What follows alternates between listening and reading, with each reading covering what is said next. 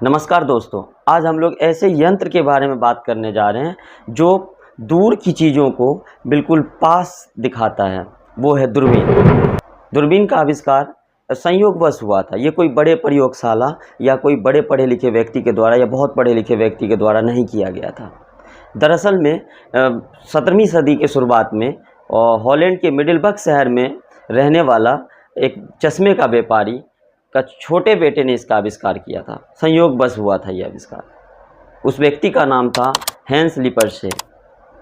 आइए जानते हैं कि दरअसल में हैंस लिपर्से के बेटे ने कैसे खेल खेल में दूरबीन का आविष्कार किया। दरअसल में हैंस लिपर्से के जो बेटे थे वो बहुत ही शरारती और शैतान किस्म के थे। वो क्या करते थे कि कभी कांच के जो उसके पास जितने भी कांच थे टुकड़े लेते थे, उस पर सूरज की रोशनी लेकर के आज बहुत सारे लोगों को आते जाते परेशान किया करते थे। उनका काम था। एक दिन स्कूल की छुट्टी थी।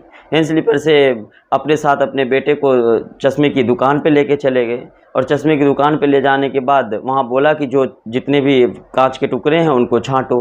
अब हैंस उसके लड़के क्या करते थे, वो शैतान लड़का क्या करता था कि कभी किसी भी कलर का कांच का टुकड़ा लेके अपने आँखों पे लगाता, कभी कोई टुकड़ा लगाता, बार बार देखता ऐसे कलर चेंज करके। एक बार बहुत सारे लेंस को क्या किया, अपने आँखों पे लगाया।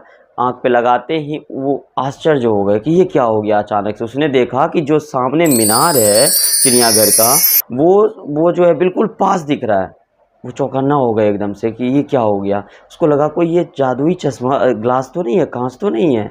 उनको लगा कि अपने पिताजी को बता देना चाहिए। फिर उसको डर हो रहा था कि पिताजी ने कहा है कि अभी इसको समेट के रखो, कांच को अलग अलग करो भाई, अगर मैं जाके बताऊँगा कहीं पापा डांटेंगे। फिर उससे रहा नहीं गया। फिर वो गया अपने पिताजी को जा कर के कहा, पापा ज़रा इस कांच को जो है अपनी आँख पे लगा के देखो।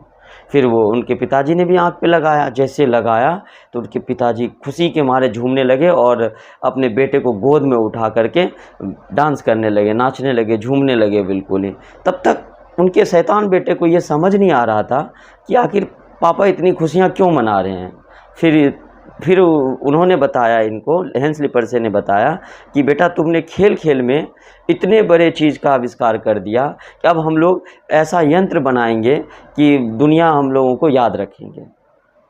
तो फिर जाके हैंस लिपर्से ने इस यंत्र का पेटेंट 1608 ईस्वी में करवा लिया जा कर के पेटेंट।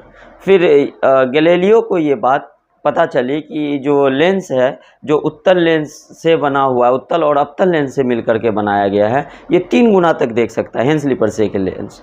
लेकिन फिर गैलीलियो ने क्या किया, बिना उस यंत्र को देखे इन्होंने क्या किया कि अपना एक दूरबीन तैयार किया, जिस दूरबीन से 20 गुना तक वस्तु को पास लाया जा सकता था। आपने देखा कि खेल खेल में किस प्रकार एक बच्चे ने इतने बड़े यंत्र जो दूरबीन था उनका आविष्कार करवा दिया।